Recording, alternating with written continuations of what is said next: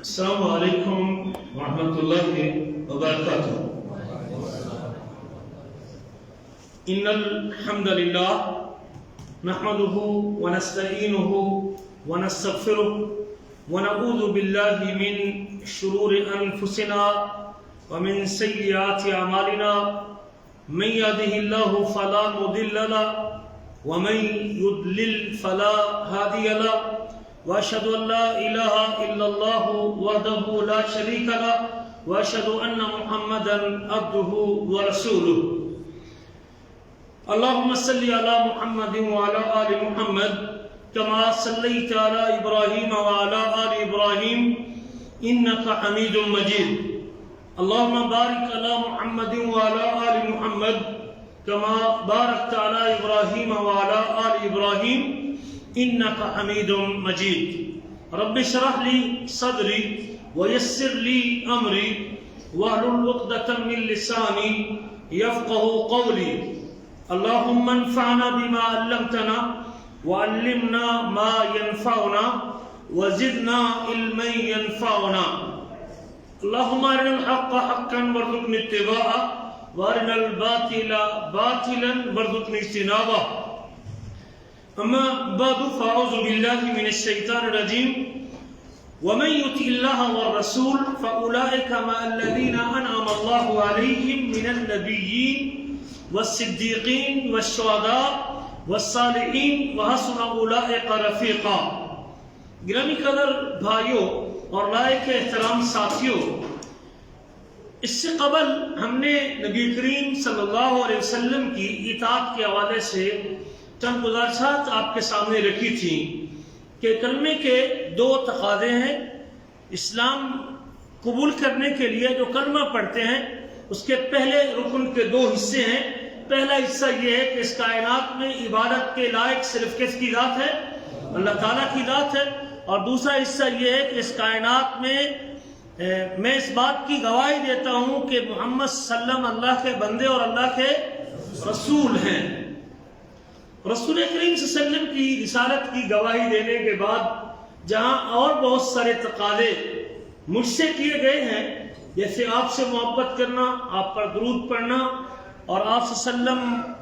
کا عزت اور احترام کرنا، آپ صلی اللہ علیہ وسلم کی تعظیم اور توقیر کرنا، آپ صلی اللہ علیہ وسلم کے اہل بیت اور صحابہ سے محبت کرنا، ان تقاضوں میں سے ایک تقاضا یہ بھی ہے کہ ایک مسلمان کو چاہیے، کلمہ گو کو چاہیے کہ اس کو اپنی زندگی آخری نبی، آخری رسول حضرت محمد صلی اللہ علیہ وسلم کے طریقے کے مطابق گزارنی چاہیے۔ سر کی چوٹی سے لے کر پاؤں کے ناخن تک اس کی زندگی میں رسول کریم کی سیرت کا رنگ نظر آنا چاہیے۔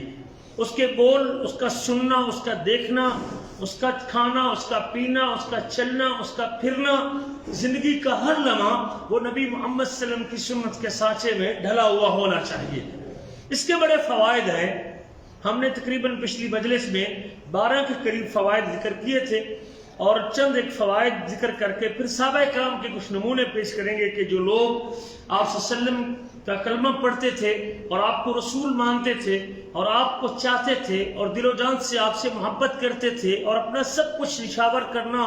آپ پر اپنے لیے سعادت سمجھتے تھے، وہ آپ کی کس قدر اطاعت کرنے والے تھے اور آپ کے کس طرح پیچھے چلنے والے تھے اور کس قدر آپ کی پیروی کرنے والے تھے اور آپ کی سنت کے اپنانے میں کتنے شدائی تھے اور آپ کی سیرت کو اختیار کرنے کے کتنے دلدادہ تھے۔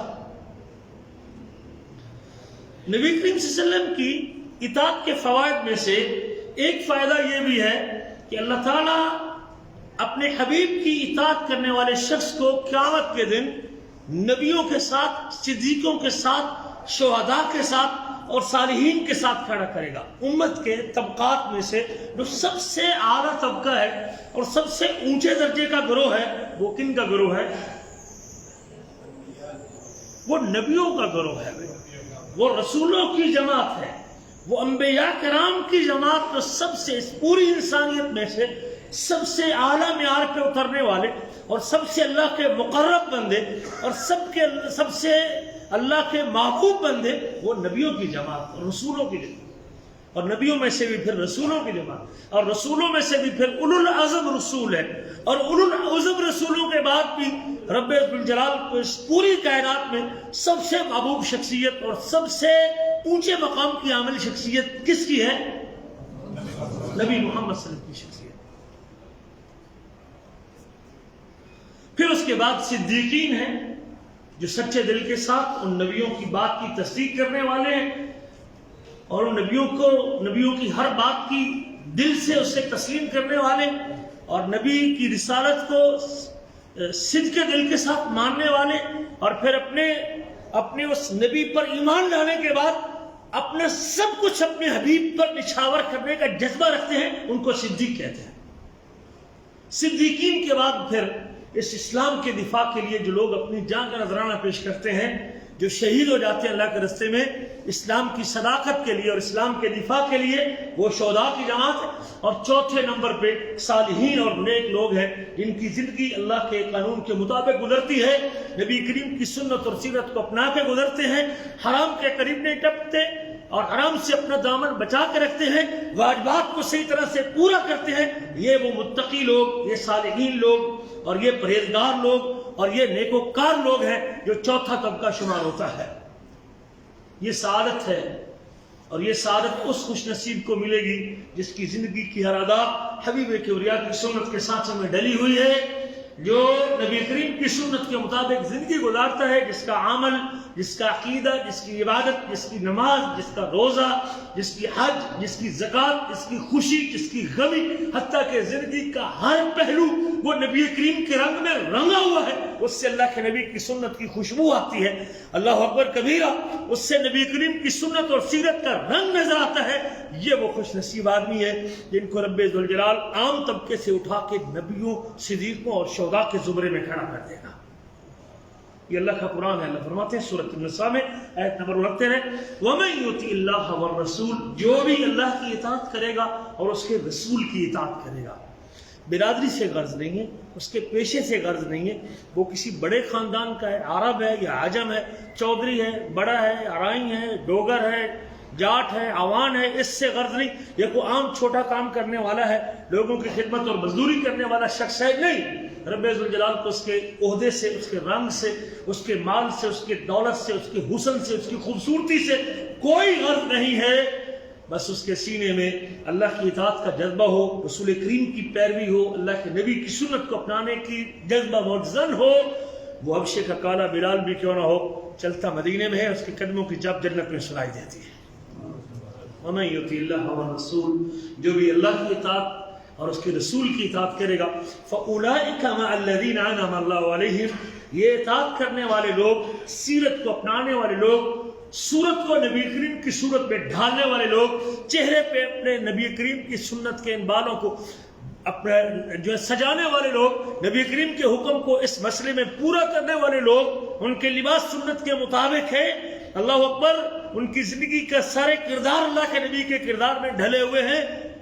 وَمَن يُطِعِ اللَّهَ وَالرَّسُولَ، جو بھی اللہ کی اور اس کے رسول کی اطاعت کرے گا، فَأُولَٰئِكَ مَعَ الَّذِينَ أَنْعَمَ اللَّهُ عَلَيْهِمْ، یہ جماعت، یہ لوگ ان لوگوں کے ساتھ ہوں گے جن پر اللہ نے انعام کیا ہے۔ اللہ وہ انعام یافتہ کون لوگ ہیں؟ فرمایا من النبیین، نبیوں میں سے، صدیقوں میں سے، شہداء شہیدوں میں سے، اور صالحین میں سے ہیں۔ وَحَسُنَ أُولَٰئِكَ رَفِیقًا، اور یہ ساتھ بڑا خوبصورت ساتھ ہے۔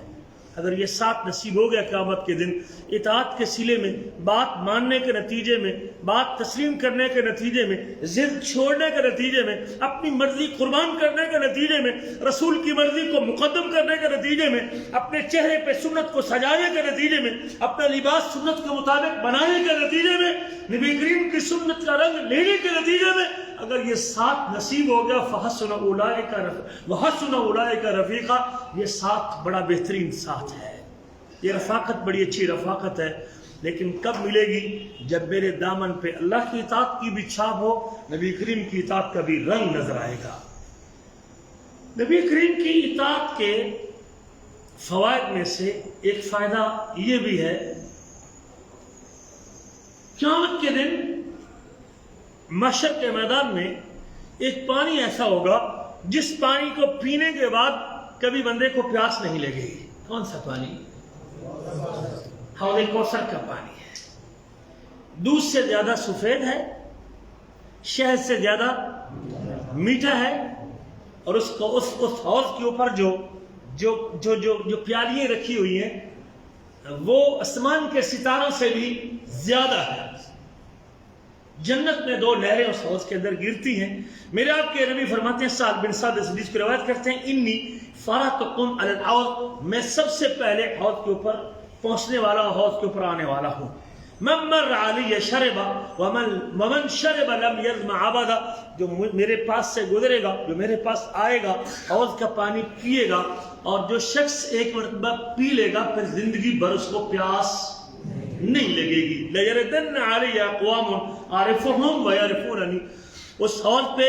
میرے پاس کچھ ایسے لوگ بھی آئیں گے، ایسی جماعتیں بھی آئیں گی جن کو میں پہچانتا ہوں گا اور وہ مجھے پہچانتے ہوں گے، ثم یحال بینی وبینہم، لیکن پھر میرے اور ان کے درمیان پردہ ڈال دیا جائے گا، رکاوٹ ڈال دی جائے گی، فاقول انہم منی، میں یہ کہوں گا کہ یہ میرے لوگ ہیں، یہ میری امت کے لوگ ہیں، یہ مجھ سے منسوب ہیں، یہ میرا کلمہ پڑھنے والے ہیں، فیقال انک لا تدری ما احدث بعدک، حبیب آپ نہیں جانتے کہ انہوں نے آپ کے بعد دین میں کتنے نئے کام کر دیے تھے، کتنی بدعات ایجاد کر دی تھی، کتنے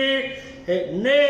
کاموں کو شریعت کا نام دے دیا تھا، دین کے نام پہ کتنی چیزوں کو نافذ کر دیا تھا، فَإِنَّكَ لَا تَدْرِي مَا أَحْدَثُ بَعْدَكَ، حبیب آپ نہیں جانتے کہ انہوں نے آپ کے بعد کتنی نئی چیزیں ایجاد کی تھی، فَأَقُولُ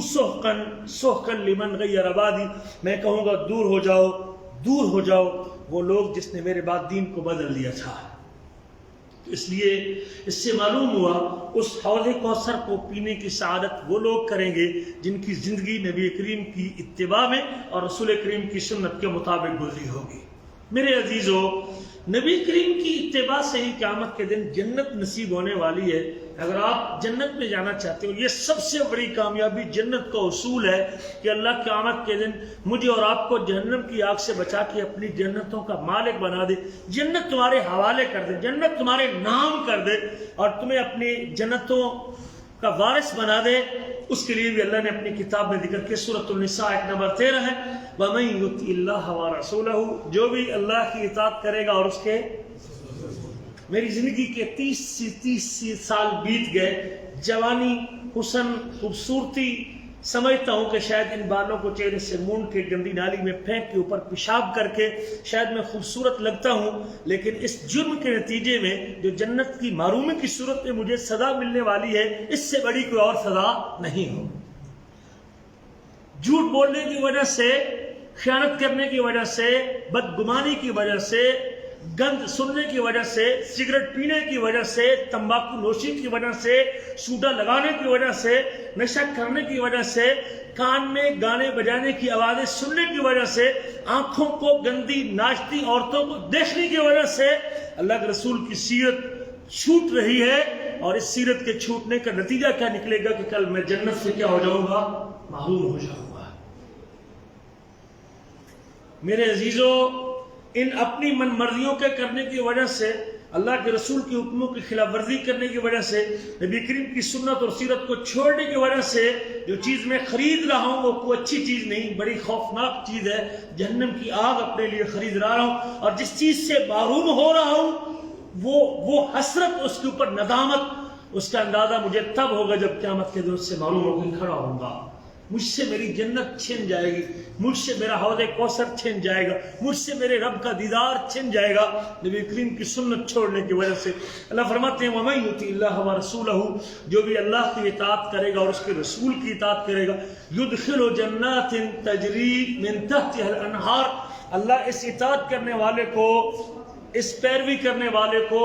اس کو کوئی پرواہ نہیں دنیا کی، لوگوں کی، مال دولت کی، دیکھتا ہے، حلال کماتا ہے، تھوڑا کماتا ہے، حلال پہ اکتفا کرتا ہے، خیانت نہیں کرتا، جھوٹ نہیں بولتا، 2 نمبر بل نہیں بناتا، اس کا لباس، اس کی شلوار ٹکنے سے اوپر ہے۔ اللہ اکبر کبیرہ، اور وہ سنت کے مطابق اس کی لباس ہے، نماز کے لیے کھڑا ہوتا ہے، صف اول میں بیٹھتا ہے، اس کو لوگوں کی باتوں سے کوئی غرض اور کوئی پرواہ نہیں، اس کو اپنے نام و نمود کی کوئی فکر نہیں ہے، اس کو ایک فکر ہے کہ میرے جسم پہ میرے حبیب کی سنت کی چھاپ نظر آنی چاہیے۔ یہ چیز اس نے اپنے ذہن پہ سوار کر لی ہے اور زندگی کا ایک ایک لمحہ اپنے حبیب کی سنت کے مطابق اور نبی کریم کی اطاعت میں گزارتا ہے۔ اس کو کوئی پرواہ نہیں کہ میرے ایک اللہ کو رب ماننے سے اور ایک اللہ سے مدد مانگنے سے میری برادری مجھ سے ناراض ہو جائے گی۔ میں اللہ کے بندوں سے مدد نہیں مانگتا، میں رب کے بندوں کے فوت ہونے کے بعد ان کی قبر پہ سجدہ نہیں کرتا، میں نیک بندوں کے رخصت ہونے کے بعد ان سے رزق کی طلب نہیں کرتا۔ اس سے اس کو کوئی پرواہ نہیں کہ میری برادری چھوٹتی ہے تو چھوٹے، مجھے اس سے کوئی غرض نہیں، اس لیے کہ میرے حبیب، میرے ہادی، میرے سید، میرے رسول اور میرے ڈابر محمد صلی اللہ علیہ وسلم کی تعلیمات یہی کہتی ہیں کہ مجھ پر احسان کرنے والا کون؟ اکیلا اللہ ہے۔ مجھ پر نعمتیں کرنے والا بھی اکیلا اللہ ہے، اور میرے سجدوں، عبادتوں اور میرے ذکر اور تسبیح کے لائق بھی صرف کس کی ذات ہے؟ صرف اللہ کی ذات، اور میرے شکر کے لائق بھی میرے اللہ کی ذات ہے۔ اس کو کوئی لوگوں کی باتوں سے اسے کوئی غرض نہیں۔ وَمَن يُطِعِ اللَّهَ وَرَسُولَهُ، جو بھی اللہ کی اطاعت کرے گا اور اس کے رسول کی اطاعت کرے گا، يُدْخِلُ جَنَّاتٍ تَجْرِي مِن تَحْتِهَا الْأَنْهَارُ، اللہ ان کو ان باغات میں داخل کرے گا جس کے نیچے نہریں بہتی ہیں، خالدین فیہا، اور اس نہروں میں ہمیشہ رہنے والے ہیں۔ اس کی کوئی لمٹ نہیں، کوئی حد نہیں، کوئی انتہا نہیں۔ کچھ سال 6 مہینے کا آج ہم آتے ہیں 1 سال کا ایگریمنٹ کر کے، 2 سال کا ایگریمنٹ کر کے،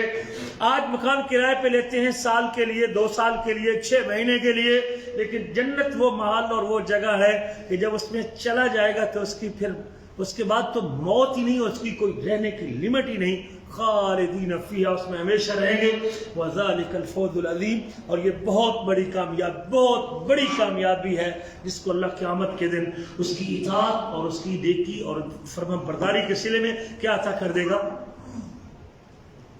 کیا عطا کر دے گا؟ جنت عطا کر دے گا۔ میرے آپ کے حبیب کا اشارے گرامی اللہ تعالیٰ فرماتے ہیں، سورۃ فتح کی آیت ہے، وَمَن يُطِعِ اللَّهَ وَرَسُولَهُ، جو بھی اللہ کی بات مانے گا، جو بھی اللہ کی بات مانے گا، جو بھی اللہ کی بات کو، میرے وہ عزیز جن کے کانوں میں اذان کی آواز گونجتی رہتی ہے،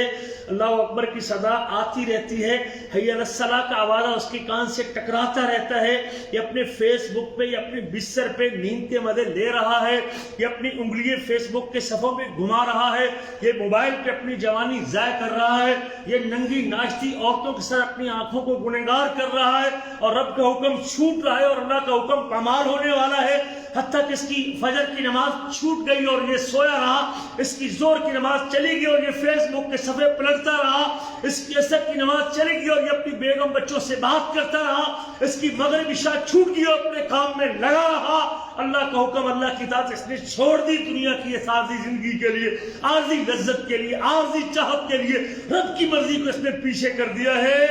لیکن یاد رکھیے اس کی قیمت مجھے وہ دینی پڑے گی جو اس اللہ کی، وہ جنت کی بارومی کی صورت میں اس کی قیمت مجھے ادا کرنی پڑے گی۔ وَمَن يُطِعِ اللَّهَ وَرَسُولَهُ يُدْخِلْهُ جَنَّاتٍ تَجْرِي مِن تَحْتِهَا الْأَنْهَارُ، جو بھی اللہ کی اطاعت کرے گا اور اس کے رسول کی بات مان لے گا، لیکن وہی کرے گا جس کا دل اللہ کی محبت سے بھرا ہوا ہوگا، جس کا سینہ رب کے پیار سے لبریز ہوگا، جس کا دل اللہ کی محبت سے، اللہ اکبر کبیرہ، اللہ کی محبت سے سرشار ہوگا، رب کا پیار اس کے دل میں غالب ہوگا، اور رب کی محبت، رب کی بات ماننے پہ اسے مجبور کرے گی۔ رب کے بعد مخلوق میں سے سب سے محبت اس کے سینے میں میرے آپ کے نبی محمد صلی اللہ علیہ وسلم کی ہوگی، اور وہ محبت اسے اللہ کے نبی کے پیچھے چلنے پہ مجبور کرے گی۔ اسے کوئی غرض نہیں کہ میری شادی ہونے والی ہے، رشتہ ملے گا کہ نہیں ملے گا، لڑکی والے شاید داڑھی دیکھ کے انکار کر دیں گے یا نہیں کریں گے، اسے اس سے کوئی پرواہ نہیں۔ میرے داڑھی رکھنے سے نوکری چھوٹتی ہے تو اسے اس سے کوئی غرض نہیں، مجھے شاید میری داڑھی دیکھ کے شرکا مجھے نکال دے گا، اسے کوئی پرواہ نہیں۔ اس کا دل اللہ کی محبت سے لبریز ہے اور اس نے اللہ کے پیار کو زندہ کیا ہوا ہے اور رب کا حکم اس نے مانا ہوا ہے۔ وَمَن يُطِعِ اللَّهَ وَرَسُولَهُ جو بھی اللہ کی اطاعت کرے گا اور اس کے رسول کی اطاعت کرے گا يُدْخِلُ جَنَّاتٍ تَجْرِي مِن تَحْتِهَا الْأَنْهَارُ اللہ ان کو ایسے باغات میں داخل کرے گا جس کے نیچے نہریں بہتی ہیں وَمَن يَتَوَلَّى يُعَذِّبْهُ عَذَابًا أَلِيمًا جو منہ موڑ لے گا، اعراض کر لے گا، راستہ تبدیل کر لے گا، حلیہ چینج کر لے گا، ہماری سنت سے اعراض کر لے گا، ہمارا طریقہ چھوڑ دے گا، ہمارا ذکر چھوڑ دے گا، ہمارا حکم چھوڑ دے گا، دنیا کی 4 دن کی زندگی اس کے پاؤں کی زنجیر بن گئی، دنیا کی محبت اس کے پاؤں اس کے راستے کی چٹان بن گئی، دنیا کا مال اس کے راستے کی رکاوٹ بن گیا، اس نے دین کو چھوڑ دیا اور دنیا کے لالچ میں پڑ گیا وَمَن يَتَوَلَّى اور جو پھیر دے گا اور جو اللہ اکبر کبیرہ جو پھر جائے گا وَمَن يَتَوَلَّى جو پھر جائے گا يُعَذِّبُ عَذَابًا أَلِيمًا اللہ اس کو دردناک عذاب سے دوچار کرے گا۔ یہ زندگی، اس زندگی میں اللہ کی محبت کو غالب کیجئے، اللہ کے قریب ہو جائیے، اللہ کی بات مان لیجئے، اللہ کی بات مان لیجئے، اللہ کے رنگ میں اپنے آپ کو رنگ لیجئے۔ اللہ قرآن میں کہتے ہیں صبغۃ اللہ ومن احسن من اللہ صبغہ، اور اللہ کا رنگ اختیار کرو، اللہ سے بڑھ کر کوئی اور رنگ نہیں ہو سکتا، سب سے بہتر رنگ اللہ کا رنگ ہے۔ جب میرے آپ کے چہرے سے، لباس سے،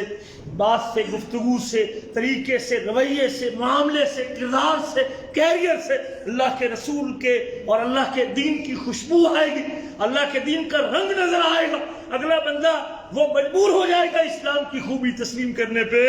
تو پھر یقیناً اس کا صلہ مجھے اللہ جنت کی صورت میں عطا کرنے والے ہیں، اور یہ سب سے بڑی کامیابی ہے۔ میرے آپ کے حبیب کا ارشاد گرامی آپ سنتے رہتے ہیں، اور آپ نے فرمایا کل امتی یدخلون الجنہ، میری ساری کی ساری امت جنت میں داخل ہو جائے گی، مگر جو جنت میں جانے سے انکار کر دے گا۔ حضور جنت میں جانے سے کون انکار کرے گا؟ فرمایا من اطاعنی دخل الجنہ، جو میری اطاعت کرے گا، میرے پیچھے چلے گا، میری بات مانے گا، میرے مطابق اپنی زندگی گزار لے گا، جس کی زندگی کا ہر لمحہ میری سنت کے سانچے میں ڈھل جائے گا، جس کا عمل، جس کی عبادت، جس کا روزہ، جس کا حج، جس کی زکوٰۃ، جس کا عقیدہ، سب کچھ وہ میری سنت کے سانچے میں ڈھلتا جائے گا، میرا مالک، میرا رب، میرا پروردگار اس کی اطاعت قبول کرنے کے نتیجے میں اس کو جنتوں کا مالک بنا دے گا۔ من اطاعنی دخل الجنہ، جو معاشرے کی پرواہ نہ کرتے ہوئے، لوگوں کی باتیں برداشت کرتے ہوئے، لوگوں کے تانے سنتے ہوئے، میری سنت میں رنگے ہوئے، اللہ اکبر کبیرہ، میری اطاعت کا توق اپنے گلے میں ڈالے ہوئے، میری محبت کو دل میں بسائے ہوئے میرے پیچھے چلے گا، دخل الجنہ، وہ جنت میں داخل ہو جائے گا۔ فمن عصانی فقد ابا، جو میری خلاف ورزی کرے گا، جو میرا حکم توڑے گا، جو میری سنت کو مروڑے گا، جو میری شریعت کو چھوڑے گا، جو میری سنت سے اعراض کرے گا، فقد ابا، وہ جنت میں جانے سے انکار کر دے گا۔ میرے عزیزو، زندگی کا علم نہیں ہے کہ ہم نے کب اس فانی دنیا کو چھوڑ دینا ہے۔ یاد رکھیے گا، جنت میں جانے والی جماعت وہی جماعت ہے جو یقیناً نبی کریم کے طریقے پر چلنے والی ہے۔ سیدنا انس کہتے ہیں نجات چاہتے ہیں، قیامت کے دن جہنم کی آگ سے بچنا چاہتے ہیں، لپٹیں مارتی آگ سے بچنا چاہتے ہیں، وہ آگ کلما القی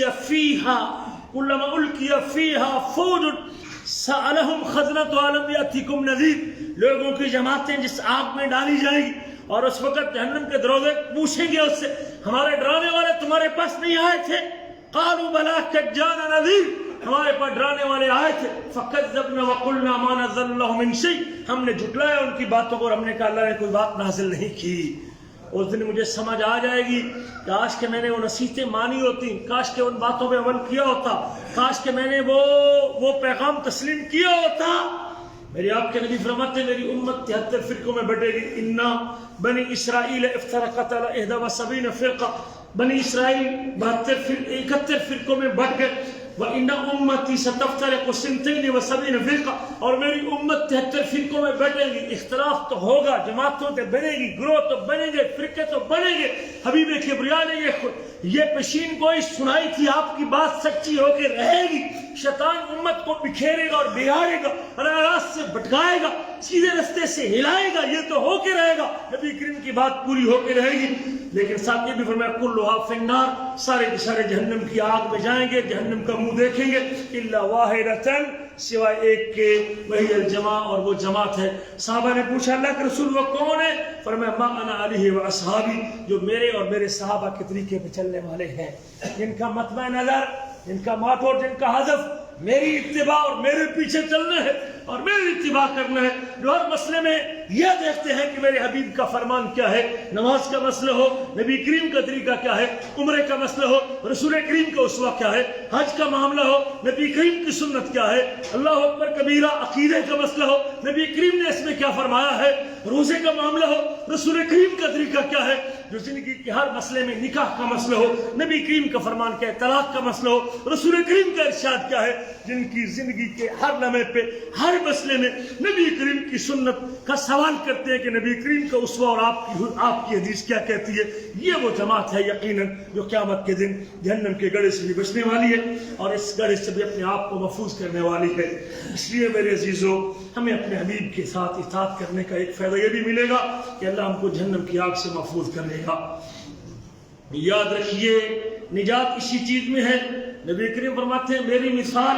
اور جو دین اللہ نے مجھے دے کے بھیجا ہے، مثلی و مثل ما بعثنی اللہ، میری مثال اور جو اللہ نے مجھے دے کے بھیجا ہے اس کی مثال ایک بندے کی طرح ہے جو کسی قوم کے پاس ہے۔ جو دین میں لے کے آیا ہوں اس کی مثال اس شخص کی طرح ہے جو شخص کسی قوم کے پاس آتا ہے، فقال رأیت الجیش بعینی، اور وہ اپنی قوم کو ڈراتا ہے میں نے اپنی آنکھوں سے لشکر دیکھا ہے، وہ لشکر تم پر حملہ آور ہونے والا ہے اور تمہارے اوپر وہ حملہ کرنے والا ہے، وَإِنِّي أَنَا النَّذِيرُ الْعُرْيَانُ، اور میں تم کو کھلم کھلا اس لشکر سے ڈرا رہا ہوں، وہ تمہارا تیا پاچا کر دے گا، تم کو ہلاک کر کے رکھ دے گا۔ فن نجا فَأَتَاتْهُ طَائِفَةٌ فَأَدْلَجُوا عَلَىٰ مَهْلِهِمْ، وہ کہتا ہے نجات اسی میں ہے کہ میری بات مان لو، تم پر لشکر حملہ آور ہوگا اور وہ تمہارا تیا پانچا کرے گا اور تمہیں برباد کر کے رکھ دے گا۔ جو اس کی بات مان کے اس کی اطاعت کر کے، ایک جماعت اس کی اطاعت کرے گی اور جلدی اٹھ کھڑی ہوگی اور وہ راتوں رات کھڑے ہوں گے اور وہ اس کو غنیمت جانیں گے اور وہ اپنا حفاظتی اقدام کر لیں گے اور اس بستی کو چھوڑ دیں گے، اپنے آپ کو اس کی بات مانتے ہوئے محفوظ مقام پہ لے جائیں گے، فنجو، نجات پا جائیں گے۔ وَقَذَّبَتْهُ طَائِفَةٌ، لیکن ایک جماعت نے اس کی پرواہ نہ کی، اس ڈرانے والے کی پرواہ نہ کی اور اس کو جھٹلاتے رہے، اپنی جگہ پہ بیٹھے رہے۔ فَصَبَّحَهُمُ الْجَيْشُ فَاجْتَاحَهُمْ، اور پھر اللہ اکبر صبح وہ لشکر ان کے اوپر حملہ آور ہو گیا اور اس نے ان کو تباہ کر کے رکھ دیا۔ جو نبی کریم کی اطاعت کرے گا، آپ کی بات مان لے گا اور آپ کی بات تسلیم کر لے گا اور آپ کے پیچھے اٹھ کے چل پڑے گا، آپ کی سیرت کو اختیار کرے گا، نجات پا جائے گا۔ اور جس نے آپ کی بات نہ مانی، مجھے اور آپ کو بھی زندگی کے 15-20 سال گزر گئے، ہم کہتے رہے داڑھی کے مسئلے میں 5 حدیثیں موجود ہیں، 5 حکم موجود ہیں، ارخ اللحا، وف اللحا، ارج اللحا، وفر اللحا، اوف اللحا، داڑھی کو چھوڑ دو، داڑھی کو لٹکاؤ، داڑھی کو اس کے حال پہ رہنے دو، داڑھی کو بڑھاؤ۔ ہم 5 حکم سناتے رہے، میری زندگی کے 10 سال بیت گئے، میں جالیات کے درس آتا رہا، چکر لگاتا رہا، لیکن میری سوئی اپنی جگہ سے ہلی نہیں، میں اپنے بالوں کو چہرے پہ سجانے کو تیار۔ یہ فوری بات ماننے والا ہے یا لیٹ کرنے والا ہے؟ وہ نجات پانے والے گروہ میں جائے گا یا تباہ ہونے والے گروہ میں چلا جائے گا؟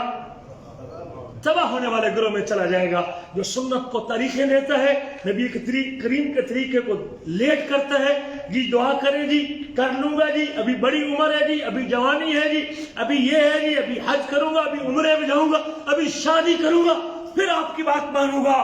اور راستہ قافلہ نکل جائے گا، قافلہ چھوٹ جائے گا، وقت چھن جائے گا، کل کا کوئی پتہ نہیں کہ میرے ساتھ کیا ہونے والا ہے۔ وما تدری نفس ماذا تکسب غدا، کسی جان کو پتہ نہیں کہ کل کا دن دیکھنا ہے کہ نہیں دیکھنا، کل کا سورج طلوع ہونا ہے کہ نہیں ہونا، کل اللہ اکبر شام کرنی ہے کہ نہیں کرنی۔ مجھے آج اپنے دل میں فیصلہ کرنا ہوگا کہ اگر نجات چاہتا ہوں، کامیابی چاہتا ہوں، تو پھر مجھے نبی کریم کی بات ماننے میں دیر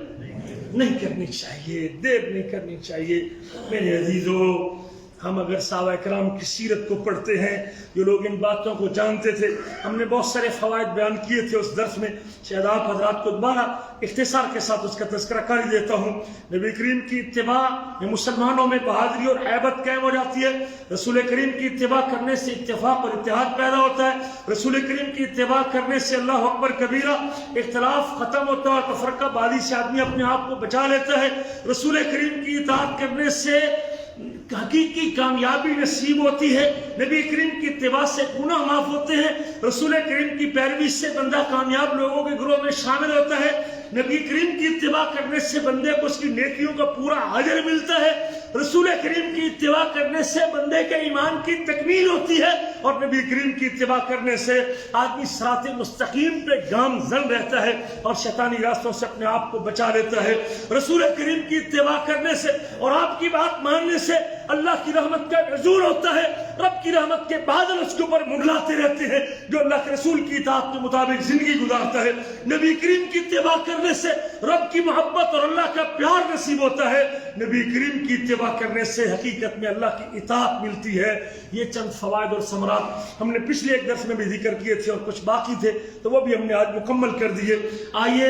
جو لوگ ان فوائد کو سمیٹنے والے تھے اور اس مقام کو سمجھتے تھے اور اس مرتبے کو حاصل کرنے والے تھے، ان کی سیرت کی جھلک بھی آپ کے سامنے رہنی چاہیے۔ صحابہ کرام جو آپ صلی اللہ علیہ وسلم کی وحی کے پہلے گواہ تھے، جو آپ کے دین کے اترتے ہوئے دیکھ رہے تھے، جو آپ کی سنتوں کے متوالے تھے، جو آپ صلی اللہ علیہ وسلم کی سنتوں کے شہدا تھے، جو آپ کی سیرت کو اپنانے کے لیے بےتاب تھے، جو آپ صلی اللہ علیہ وسلم کی زبان سے بات ابھی مکمل نہیں ہوتی تھی۔ اللہ اکبر، جو لوگ آپ کے منہ سے نکلنے والی تھوک کو زمین پہ نہیں گرنے دیتے تھے، وہ آپ کی سنتوں کو چھوڑیں گے؟ یقیناً وہ آپ کی سنتوں کو نہیں چھوڑیں گے اور آپ کے طریقے کو نہیں چھوڑیں گے۔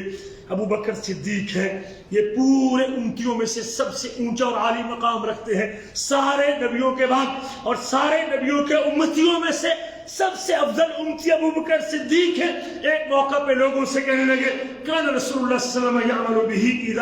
الا عملت بہ، نبی کریم جو کام بھی کرتے تھے میں وہی کام کروں گا، اللہ کے رسول جو کرتے تھے میں وہی کروں گا، فإنی اخشی ان ترکت شیئا من امرہ عظیم، اگر میں نے نبی کریم کا طریقہ چھوڑ دیا تو میں رستے سے بھٹک جاؤں گا، راستہ مجھ سے چھوٹ جائے گا۔ یہ ابو بکر صدیق ہے جس کے جیب میں جنت کی ٹکٹ تھی، یہ ابو بکر صدیق ہے جو پہلے نمبر کا جنتی ہے، یہ ابو بکر صدیق ہے جس کو آپ نے فرمایا تھا میں نے دنیا میں سب لوگوں کے حسنات کا بدلہ دے دیا ہے لیکن ایک شخص کے حسنات اب بھی میرے ذمہ ہے، قیامت کے دن میرا رب اس کے حسنات کے بدلے لے گا۔ وہ کون تھا؟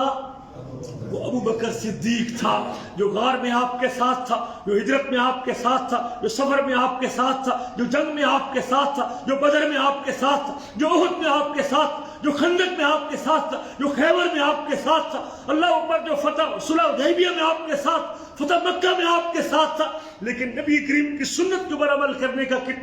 کس قدر اہتمام تھا، جو نبی کریم کرتے تھے وہی کروں گا۔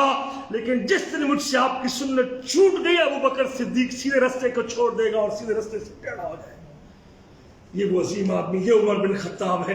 یہ نبی کریم کے دوسرے بڑے صحابی اور آپ کے مسلح کے وارث ہیں جن کو دعائیں مانگ مانگ کے آپ نے اللہ سے لیا تھا۔ ایک دن عمر بن خطاب حجر اسود کے پاس آتے ہیں، بیت اللہ کے کونے پہ لگے پتھر کے سامنے آتے ہیں اور یہ پتھر جنت سے آیا تھا جس کو اللہ نے جنت سے بھیجا تھا۔ نبی کریم فرماتے ہیں کہ دودھ سے زیادہ سفید تھا لیکن اہل شرک کے گناہوں نے اس کو کالا کر دیا اور اس کو سیاہ کر دیا تھا۔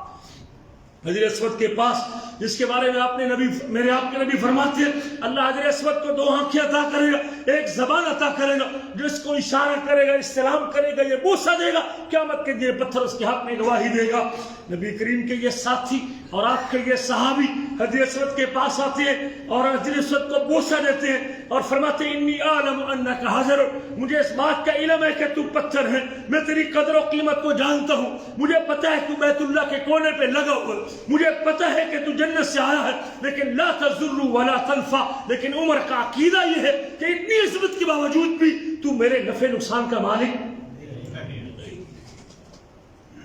یہ تربیت اللہ کے رسول نے کی تھی کہ پتھر نفع نقصان کا مالک۔ یہ ہماری بد نصیبی کہ آج قبر پہ پڑے ہوئے غلاف کو اٹھا کے آنکھوں سے لگاتا ہوں اور بینائی کی تیزی کی امید رکھتا ہوں، قبر کے اوپر پڑے ہوئے لکڑی کے ٹکڑے کو اٹھا کے سینے کے اوپر ملتا ہوں اور شفا کی امید رکھتا ہوں، اور ایک طرف نبی کریم کا وہ شاگرد اور اعلیٰ درجے کا شاگرد اور دوسرے نمبر کا شاگرد جو بیت اللہ کے اندر کھڑا ہے، حجر اسود کے سامنے کھڑا ہوا ہے اور اس فضیلت والے پتھر کے سامنے کھڑے ہو کے کہتا ہے کہ تو نفع نقصان کا مالک نہیں ہے۔ ولولا انی رأیت النبی صلی اللہ علیہ وسلم، تیرے سامنے اس لیے آ کے استلام کرتا ہوں اور تجھے اس لیے آ کے بوسہ دیتا ہوں، تجھے اس لیے آ کے چومتا ہوں، انی رأیت النبی صلی اللہ علیہ وسلم یقبلک ما قبلتک، اگر نبی کریم کو، حبیب کبریا کو، احمد مجتبیٰ کو، اپنے محبوب نبی کو تجھے بوسہ دیتے ہوئے نہ دیکھتا تو عمر کبھی تجھ کو نہ چومتا، اس لیے چومتا ہوں کہ میرے حبیب نے تجھ کو چوما، صرف اپنے نبی کی اتباع میں تجھے چومتا ہوں، نبی کی اتباع میں تجھے چومتا ہوں، لیکن عقیدہ میرا بھی یہ ہے کہ تو نفع نقصان کا مالک نہیں ہے۔ ایک مرتبہ رمل کی بات ہوئی تو کسی نے کہا کہ رمل تو اس وقت اس لیے کیا گیا تھا کہ جب مشرکین مکہ سمجھتے تھے کہ مسلمانوں کو مدینے کے بخار نے کمزور کر دیا ہے تو کیا عمر چھوڑنے دیا جائے رمل، اب اس کی ضرورت تو نہیں ہے۔ عمر کیا کہتے ہیں، شیء صنعہ النبی صلی اللہ علیہ وسلم فلا نحب ان نترکہ، جس کام کو میرے حبیب محمد کریم نے کیا ہے عمر اس بات کو پسند نہیں کرتا کہ اس کام کو چھوڑ دے، جس کام کو میرے نبی محمد نے کیا ہے عمر اس بات کو پسند نہیں کرتا کہ آج اس کو چھوڑ دے، حبیب نے کیا ہے تو قیامت تک اسے کرتا رہوں گا۔ یہ وہ لوگ تھے جن کے دل آپ کی محبت سے بھرے ہوئے تھے، جو آپ کی سنت کے شہدائی تھے۔ سیدنا عبداللہ بن عمر اسی صحابی کے فرزند ارجمند، نبی کریم کے برادر نسبتی، رسول کریم کی بیوی حضرت حفصہ کے بھائی، کہتے کن مع ابن عمر مجاہد، ان کے شاگرد کن مع ابن عمر، ہم ابن عمر کے ساتھ تھے ایک سفر میں، فمر بمکان فحاد عنہ، ایک جگہ سے گزرے اور اس جگہ سے پیچھے ہٹ گئے، فسئل لما فعلت، عبداللہ تو نے اس جگہ سے پیچھے کیوں ہٹے ہیں، سائڈ پہ کیوں ہوئے، فقال رأیت رسول اللہ صلی اللہ علیہ وسلم فعل هذا ففعلت، میں نبی کریم کے ساتھ تھا جب اس مقام پہ پہنچے تھے، نبی کریم بھی ایک سائڈ پہ ہوئے تھے، میں اس لیے سائڈ پہ ہوں کہ اپنے حبیب کی سنت پہ عمل کر لوں، اور میں اس لیے ہٹا ہوں کہ رسول کریم یہاں سے گزرتے وقت سائڈ پہ ہوئے تو ہٹے تھے۔ یہ وہ لوگ تھے جو نبی کریم کی سنتوں کا پاس کرتے ہیں۔ نافع فرماتے ہیں سمع ابن عمر مزمارا، ایک دن عبداللہ بن عمر نے کسی سرنگی کی آواز، مزمار گانا بجانے والے آلات کی آواز سنی، فوضع اصبعیہ علی اذنہ، عبداللہ بن عمر نے اپنی دونوں کانیں، شہادت کی انگلیاں اپنے کان میں ڈال لی، اپنے دونوں کانوں میں ڈال لی، ونہا عن الطریق، اور راستے سے پیچھے ہٹ گئے، وقال لی یا نافع هل تسمع شیئا، مجھے کہتے ہیں نافع آواز آ رہی ہے کہ نہیں آ رہی، ابھی تک وہ سرنگی کی آواز آ رہی ہے کہ نہیں آ رہی، میں نے کہا لا ابھی تو آواز بند ہو گئی ہے، قال فرفع اصبعیہ من اذنیہ، اپنی انگلیاں کان سے ہٹا لیتے ہیں، انگلی کان سے ہٹا لیتے ہیں، اٹھا لیتے ہیں، قال کنت مع النبی صلی اللہ علیہ وسلم، میں اللہ کے نبی کے ساتھ تھا، رسول کریم کے ساتھ مسافر تھا، پیارے نبی کے ساتھ سفر کر رہا تھا، فسمع مثل هذا فصنع مثل هذا، اللہ کے رسول نے بھی اسی قسم کی آواز سنی تھی اور ایسے کر لیا تھا، میں نے اس لیے آواز سن کے وہی کیا جو میرے نبی محمد صلی اللہ علیہ وسلم نے کیا تھا۔ میرے عزیزو، آج مجھ سے گانے نہیں چھوٹتے،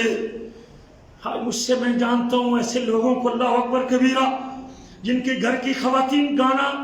گانے پہ اپنا گھر کا کام کرتی ہیں، موبائل فیس بک کو چلا کے کسی کنجری کے گانے لگا کے اپنے گھر کے مطبخ اور مرچی خانے کا کام کرتی ہے، اللہ کا ڈر، اللہ کے عذاب کو دعوت دیتی ہے۔ آج اگر میری بہن اور بیٹی اس انداز سے اپنے گھر کا کام کرے گی اور اس انداز سے گانوں سے اور کسی کنجری کی آواز سے لطف اندوز ہوگی، اس کا نبی کریم سے کیا ناتا اور تعلق باقی بچے گا؟ میں اور آپ بھی اگر کسی ایسی بیماری سے دوچار ہے، اگر اللہ کے نبی سے محبت کے دعوے دار ہے، تو مجھے ان گناہوں کو چھوڑنے میں دیر نہیں کرنی چاہیے۔ زندگی کا کوئی پتہ نہیں کہ کب سورج غروب ہو جائے گا، کب زندگی کی شام ڈھل جائے گی، کب ساری دنیا سے روح قبض کرنے کے لیے ملک الموت آ جائے گا، شاید توبہ کا موقع ملے کہ نہ ملے۔ مجھے پہلی فرصت میں اپنے نبی کی سنت میں اپنے آپ کو لانا چاہیے اور اپنے نبی کے طریقے پہ چلنا چاہیے۔ سیدنا عبداللہ بن مسعود کی بات بھی کرتے جاؤ، کہتے ہیں لما استوى رسول اللہ صلی اللہ علیہ وسلم یوم الجمعہ، اللہ کے نبی صلی اللہ علیہ وسلم جمعہ کے دن جب ممبر پہ صحیح طرح کھڑے ہو گئے اور آپ نے فرمایا اجلسو، ممبر پہ آپ نے کھڑے ہو کے آواز دی کہ بیٹھ جاؤ، فسمع ذلك ابن مسعود، ابن مسعود نے وہی ممبر پہ کھڑے، یہ دور کھڑے ہوئے تھے، نبی کریم ممبر پہ کھڑے ہوئے تھے، ابن مسعود وہی کھڑے ہو کے سنتے ہیں اور آواز ان کے کانوں سے ٹکرا جاتی ہے، اجلسو، کیا معنی اجلسو کا؟ بیٹھ جاؤ، فرمایا بیٹھ جاؤ، فجلس على باب المسجد، عبداللہ بن مسعود مسجد کے دروازے پہ بیٹھ جاتے ہیں. ہم کو 6 سال، ہم کو 10 سال گزر گئے، ہم کو 20 سال گزر گئے، ہم ان بالوں کو چھوڑنے کے لیے تیار نہیں، ہم جھوٹ چھوڑنے کے لیے تیار نہیں، ہم غیبت چھوڑنے کے لیے تیار نہیں، ہم قطرینی چھوڑنے کے لیے تیار نہیں، ہم اپنی بہن سے صلح کرنے کے لیے تیار نہیں، ہم اپنے باپ سے صلح کرنے کے لیے تیار نہیں. جن کے دل نبی کریم کی محبت سے لبریز ہوا کرتے ہیں، وہ اپنا قدم آگے اٹھا نہیں سکا کرتے تھے. کہتے فجلس علی باب المسجد، مسجد کے دروازے پہ بیٹھ گئے. فراہ رسول اللہ صلی اللہ علیہ وسلم، اللہ کے نبی کی نظر پڑ گئی عبداللہ بن مسعود پہ کہ عبداللہ بن مسعود تو اسی جگہ پہ بیٹھ گئے جہاں اس نے کلمہ سنا تھا. فقال تعال یا عبداللہ بن مسعود، عبداللہ بن مسعود وہ بیٹھنے کی جگہ تو نہیں تھی، آگے بڑھیے ذرا، آگے اپنے آپ کو لے کے آئیے. کس کس کی بات کروں اور کس کس کی بات چھوڑوں. یہ حضرت انس بن مالک ہے، نبی کریم صلی اللہ علیہ وسلم کے خادم ہیں، اللہ کے رسول صلی اللہ علیہ وسلم کے خادم ہیں. 10 سال آپ کی خدمت کی ہے اور 10 سال میں اللہ کے نبی صلی اللہ علیہ وسلم نے ایک مرتبہ بھی اف نہیں کہا. کہتے ہیں حضرت انس بن مالک کو ہم نے دیکھا شام سے آ رہے تھے، عین التمر کے مقام پہ ہماری ان سے ملاقات ہوئی. میں نے دیکھا کہ گدھے پہ نماز پڑھ رہے تھے اور اس کا چہرہ اس جانب کی طرف تھا، یعنی قبلے سے تھوڑا بائیں طرف تھا. میں نے اسے دیکھا کہ تو قبلے کے علاوہ منہ کر کے نماز پڑھ رہا ہے. راوی کہتے ہیں، انس بن سیرین کہتے ہیں کہ میں نے اسے کہا کہ آپ قبلے کو چھوڑ کے نماز پڑھ رہے ہیں. قال لولا انی رأیت رسول اللہ صلی اللہ علیہ وسلم فعلہ لم افعل، اگر میں اپنے رسول محمد صلی اللہ علیہ وسلم کو ایسے کرتے نہ دیکھتا تو کبھی ایسے نہ کرتا، اس لیے کر رہا ہوں کہ میرے نبی محمد صلی اللہ علیہ وسلم نے ایسے کیا ہے. یہ وہ لوگ تھے. یہ حضرت ابو طلحہ انصاری ہے. سیدنا انس فرماتے ہیں کنت ساقی القوم، یہ لوگ شراب کے دلدادہ تھے، شراب کے شوقین تھے، شراب پیا کرتے تھے، شراب ان کی گھٹی بھری ہوئی تھی، شراب کے بغیر زندگی نہیں گزرتی تھی، شراب کے گھڑے ان کے گھروں میں بھرے ہوئے تھے، شراب سے ان کے گھر بھرے ہوئے تھے، شراب بنا کے رکھتے تھے اور شراب پیا کرتے تھے. کہتے ہیں کنت ساقی القوم، میں قوم کو شراب پلایا کرتا تھا. فی منزل ابی طلحہ تھا، ابو طلحہ کے گھر میں شراب پلانے کی ذمہ داری میری تھی. وکان خمرہم یومئذ فضیق، جو شراب پیا کرتے تھے اس کا نام فضیق تھا. فامر رسول اللہ صلی اللہ علیہ وسلم منادیا ینادی، اللہ کے نبی صلی اللہ علیہ وسلم کا منادی اعلان کرتا ہے، نبی کریم کا اعلان کرنے والا یہ پیغام کنوے کرتا ہے، یہ میسج کنوے کرتا ہے اور یہ اعلان کرتا ہے الا ان الخمر قد حرمت. اور مدینہ کے واسیوں، شراب حرام ہو چکی ہے. شراب کے گھڑے بھرے ہوئے تھے، شراب کے عادی تھے، شراب کے دلدادہ تھے اور وہ اعلان کرتے الا ان الخمر قد حرمت، لوگوں شراب حرام ہو چکی ہے، شراب حرام کر دی گئی ہے. قال فقال لي ابو طلحہ تھا، مجھے ابو طلحہ نے کہا اخرج فاحرقها، ابو طلحہ نے مجھے کہا انس باہر نکلی اور یہ جو بھرے ہوئے گھڑے شراب کے پڑے ہوئے ہیں ان سب کو بہا دیجیے اور گرا دیجیے. فخرجت فحرقتها، میں باہر نکلا تو ان کو گرا دیا. فجرت فی سکک المدینہ، اور وہ شراب مدینے کی گلیوں کے اندر پانی کی طرح بہ رہی تھی. آج میں کہتا ہوں دعا کیجئے جی، دعا کریں جی، ہو جائے گا جی، کر لوں گا جی انشاءاللہ جی. وہ باتیں اور جن کے دل اللہ کے نبی کی محبت سے لبریز ہوا کرتے ہیں وہ آپ کا حکم ماننے میں دیر نہیں کیا کرتے. وہ جس چیز کے شوقین بھی ہو، جو ان کی گھٹی بھی ہو، حالانکہ نشہ چھوڑنا بڑا مشکل کام ہے لیکن اللہ کے نبی کی محبت سے دل لبریز تھے. جب آپ نے حرام قرار دیا تو یہ تو نہیں کہا کہ یہ گھڑے تو حرمت سے پہلے کے بھرے ہوئے ہیں، جو نہیں بنائیں گے وہ حرام ہوگی. نہیں میرے عزیزوں، سو ساری شراب کو انڈیل دیا. ہم سے تو سگریٹ کی ڈبی جو ٹوٹا ہاتھ میں ہوتا ہے وہ نہیں چھوڑ سکتے. اللہ کی قسم باز کا سگریٹ پیتے بندے کو دیکھ کے اسے کہتے پھینک دو، وہ اس ٹکڑے کو پھینکنے کے لیے تیار نہیں ہوتا. لیکن ایک طرف وہ لوگ تھے جنہوں نے بڑے ہوئے شراب کے گھڑے گرانے میں دیر نہیں کی. یہ سیدنا خریم اسدی ہے رضی اللہ تعالیٰ عنہ، صحابی رسول ہے. ابن حنظلیہ بیان کرتے ہیں کہ رسول اللہ صلی اللہ علیہ وسلم نے فرمایا نعم الرجل خریم الاسدی، لوگوں میں سے سب سے بہترین بندہ خریم اسدی ہے. لولا طول جمته و اسبال ادارہ، خریم بڑا اچھا آدمی ہے، کاش کہ اس کے بال اتنے لمبے نہ ہوتے. اس کے بال بہت لمبے تھے، نبی کریم کی سنت سے آگے بڑھے ہوئے تھے. کہتے ہیں خریم بڑا اچھا آدمی ہے، کاش کہ اس کے بال لمبے نہ ہوتے، وہ اسبال و ازارے ہی، اور اس کی چادر شلوار وہ ٹخنے سے نیچے نہ جاتی، اس کی شلوار چادر ٹخنوں سے نیچے نہ ہوتی۔ فبلغ ذلك خریما فعجل، خریم کو جب پتہ چلا کہ نبی کریم نے میری ان دو باتوں پہ اعتراض کیا ہے کہ خریم بڑا اچھا آدمی ہے لیکن خریم میں یہ دو خامیاں موجود ہیں، کہتے ہیں جب پتہ چلا فعجل فاخذ شفرة فقطع جمته الى اذنيه، جب اس کو پتہ چلا اس نے وہ اٹھایا، کاٹنے کی کوئی چیز اٹھائی، چھری اٹھائی، اور چھری کے ساتھ اس نے جو بال ان کانوں سے نیچے تھے یا زیادہ تھے ان بالوں کو کاٹ کے بتا دیا۔ جن کے دل میں نبی کی محبت ہوا کرتی ہے وہ نبی کریم کی سنت پر عمل کرنے میں دیر نہیں کیا کرتے۔ ورفع ازارہ الی انصاف ساقی، اس نے اپنی چادر کو، آج میں مسلمان بھی ہوں، محبت کا دعویٰ بھی کرتا ہوں اور ساتھ کسی چھوٹی شلوار والے کو مذاق بھی کرتا ہوں، لنڈی ستھن والے، اللہ اکبر کبیرہ، اس سے تو ایمان بھی باقی نہیں بچے گا۔ کہتے ہیں جہاں تک میری چادر کا مسئلہ تھا، ورفع ازارہ الی انصاف ساقی، اس نے اپنی چادر کو اٹھا لیا اور آدھی پنڈلی بھی اپنی چادر کو کر لیا، اس لیے کہ نبی کریم کی سنت اور آپ کا طریقہ یہ تھا۔ آخری واقعہ میرے عزیزو، یہ حارث بن عبداللہ بن عوف بیان کرتے ہیں کہ ہم اللہ کے رسول صلی اللہ علیہ وسلم کے ساتھ تھے، آپ اپنے ساتھیوں کو نماز پڑھا رہے تھے، اللہ کے نبی صلی اللہ علیہ وسلم نے نماز پڑھاتے ہوئے اور آپ سفر میں تھے، جوتا پہن کے نماز پڑھا رہے تھے، فَإِذْ خَلَعَنَا عَلَيْهِ، آپ نے اپنے جوتے کو اتار دیا، فَوَضَعَهُمَا عَنْ يَسَارِهِ، اور اپنے جوتا اتار کے اپنی بائیں طرف رکھ لیا، فَلَمَّا رَآ ذَلِكَ الْقَوْمُ أَلْقَوْا نِعَالَهُمْ، جب پیچھے کھڑی جماعت نے دیکھا کہ حبیب کبریا نے اپنا جوتا اتار دیا ہے، اور پھر اللہ اکبر کبیرہ، جب قوم نے دیکھا کہ آپ نے جوتے اتار دیے ہیں تو اپنے جوتے بھی اتار دیے۔ فلما قضى رسول اللہ صلی اللہ علیہ وسلم صلاته، جب حبیب کبریا نے اپنی نماز کو پورا کیا، قال ما حملكم على القاء نعالكم، میں نے تو جوتا اتارا لیکن تم نے جوتا کیوں اتارا ہے، کس چیز نے تم کو جوتے اتارنے پہ ابھارا ہے؟ قالوا رأيناك القيت عليك، ہم نے آپ کو دیکھا کہ آپ نے اپنے جوتا اتار دیا ہے، فالقينا نعالنا، اور ہم نے بھی اپنے جوتے اتار دیے ہیں۔ فقال رسول اللہ صلی اللہ علیہ وسلم ان جبریل آتانی فاخبرنی ان فیہ ما قدر، جبریل آئے تھے مجھے خبر دی تھی کہ جوتے میں گندگی ہے، میں نے اس لیے جوتا اتار دیا تھا، گندگی کی وجہ سے نبی کریم نے جوتا جبریل کے کہنے پہ اتارا تھا۔ صحابہ نے پوچھا نہیں، سلام پھیرنے کا انتظار نہیں کیا، حضور کیا مسئلہ تھا، کیوں اتارا تھا، کیا مسئلہ تھا، شریعت کا مسئلہ تھا، اللہ کا حکم تھا؟ نہیں، جن کے دل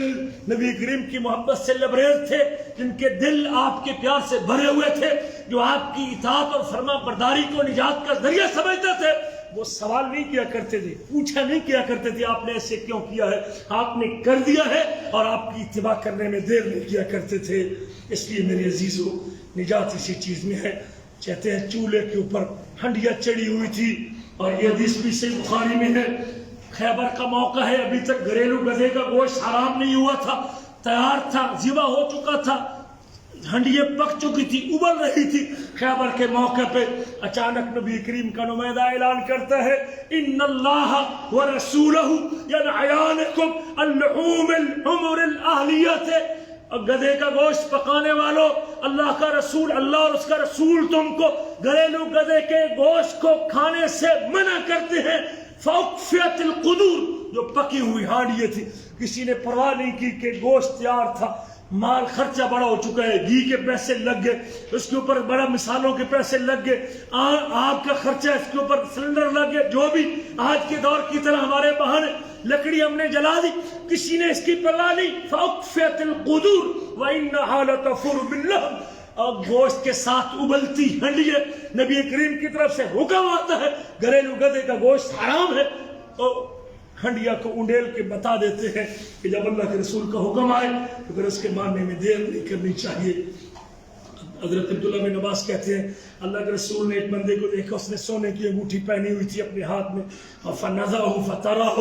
آپ نے وہ انگوٹھی پکڑی اور اس کو پھینک دیا۔ آج میں تو کہتا ہوں کہ میری ساس نے انگوٹھی پہنائی، میرے سسرال نے انگوٹھی دی ہے، یہ انگوٹھی تو نہیں اتار سکتا، یہ میری شادی کی انگوٹھی ہے۔ نبی کریم نے انگوٹھی سونے کی دیکھ کے اس کے ہاتھ سے اتار دی، فترہ، اس کو پھینک دیا۔ کہتے ہیں وَيَعْمِدُ أَحَدُكُمْ إِلَى جَمْرَةٍ مِّن نَّارٍ فَيَجْعَلُهَا فِي يَدِهِ، جو سونے کی انگوٹھی پہنتا ہے وہ آگ کا انگارہ اپنے ہاتھ میں رکھتا ہے. اس بندے سے کہا گیا, نبی کریم چلے گئے مجلس سے, جا اللہ کے بندے خذ خاتمک انتفع بہ, اپنی انگوٹھی تو اٹھا لے, چلو پہننا نہیں, اس سے فائدہ اٹھا لینا, اس کو بنوا لینا, اس کو توڑوا دینا, بیوی کو پہنا دینا. قال لا واللہ, نہیں اللہ کی قسم, لا آخذہ ابدا, میں کبھی اس سونے کو نہیں اٹھاؤں گا. وقت طرح رسول اللہ صلی اللہ علیہ وسلم, جس کو میرے نبی نے پھینکا ہے, میں کبھی اس سونے کو اٹھاؤں گا نہیں, اس کو اٹھاؤں گا نہیں. یہ وہ لوگ تھے جن کے دل آپ کی محبت سے بھرے ہوئے تھے. یہ چند گزارشات تھی میرے عزیزو نبی کریم کی اطاعت میں. دیر نہ کیجئے, دیر نہ کیجئے, قافلہ چھوٹ جائے گا, سواری نگل جائے گی, وقت چھن جائے گا, سوائے پچھتانے کے کچھ ہاتھ نہیں آئے گا. مجھے جب بھی نبی کریم کی سنت اور طریقہ ملے, وہ عقیدے کا مسئلہ ہو, وہ نماز کا مسئلہ ہو, وہ حج کا مسئلہ ہو, وہ معاملات ہو, وہ نکاح طلاق کا مسئلہ ہو, ایک مومن کو چاہیے کہ وہ نبی کریم کے طریقے کو اپنا لے اور اختیار کر لے. یہی نجات کا راستہ ہے. اس دعا کے ساتھ کہ اللہ تعالیٰ مجھے اور آپ کو سمجھنے کے بعد عمل کرنے کی توفیق نصیب فرمائے.